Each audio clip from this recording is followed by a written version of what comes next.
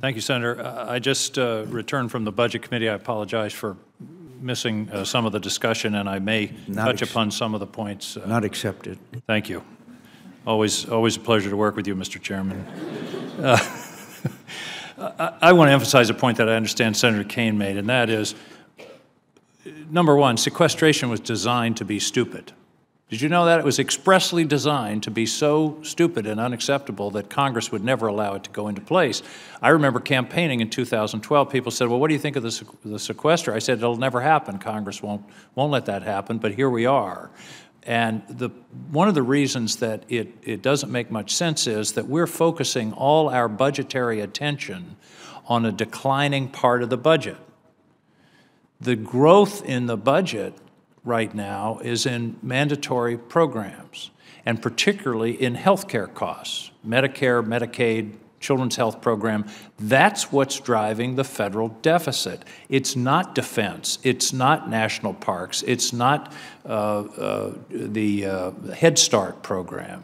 And we're focusing that the sequester is like invading Brazil after Pearl Harbor.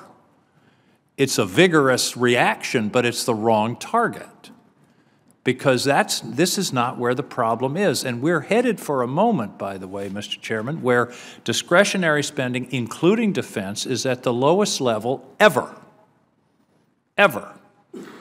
And we simply, and we really shouldn't even be having this discussion, because it's such it's a pointless exercise in terms of trying to deal with the budget. We need to be talking about a much larger question, particularly the extraordinary cost of health care in this country as a percentage of GDP and as a per capita. So I know you've had all the testimony, and I heard it at the beginning about how devastating it will be, and we really have to start talking about how to deal with it. And I hope, Mr. Chairman, that this committee, which sees the impact of sequester more than any other committee in the Congress, because it's half of it, more than half of it, falls within our jurisdiction, can lead the way in trying to find some kind of solution that will make sense. So I don't really have any specific questions except to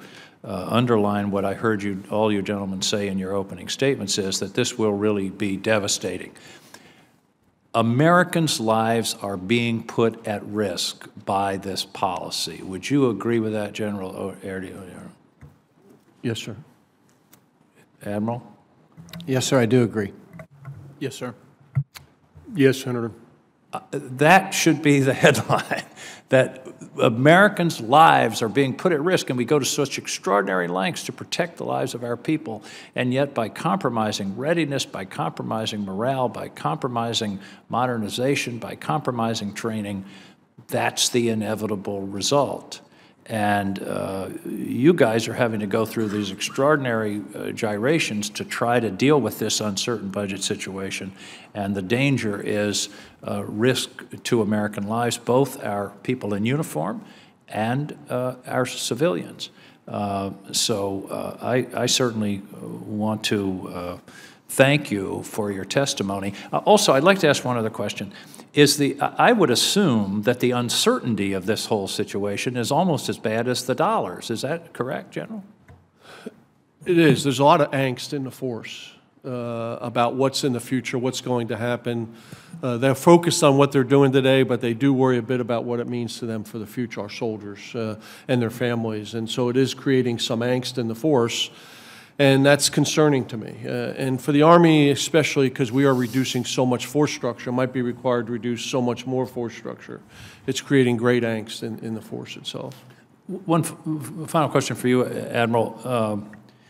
Talk about the risk to the industrial base. My concern is that you can't turn on and off the industrial base. When welders leave to go somewhere else, you can't just pick them back up the next year. And isn't that a deep concern to the Navy?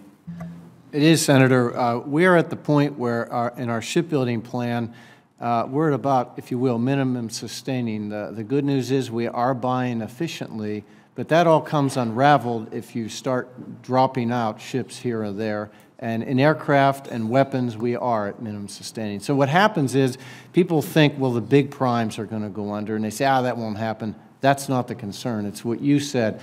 It's the kind of the mom and pop, the smaller or mid-business people that make very specific and refined equipment, nuclear.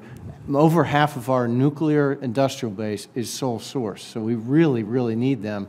And so this lack of planning, the inability, it can't keep them open. You can't buy an economic order quantity, and it is a deep concern. And as you said, you can't bring it back fast. Well, and the irony is that when you have to delay multi-year procurement, for example, you end up paying more in the end. So the taxpayers lose both ways.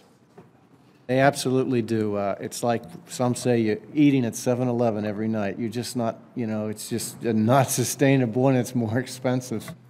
Well, I have 7-Elevens in Maine, so I'm not going to comment on that. Thank you, Mr. Chairman.